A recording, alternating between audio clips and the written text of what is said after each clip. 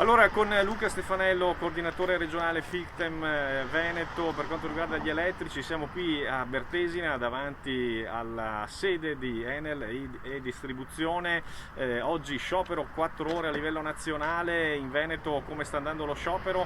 E in 2 parole, Stefanello, proprio perché scioperate? Allora, per quel che riusciamo a misurare al momento, l'adesione allo sciopero è altissima, soprattutto per l'area operativa. Per l'area impiegatizia ci vorrà qualche tempo in più per capirlo. Le motivazioni dello sciopero sono sostanzialmente la sopravvivenza di questa azienda rispetto a alcune scelte che sta facendo di esternalizzare le manovre della linea MT, che sostanzialmente portano fuori quello che è il patrimonio presidiato dal punto di vista operativo dall'azienda. Ecco, adesso cosa farete, Stefanello?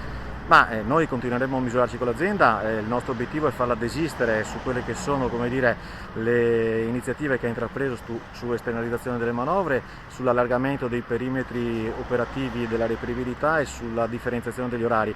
Stiamo richiamando l'azienda a ritornare sulle proprie decisioni che riteniamo incondivisibili.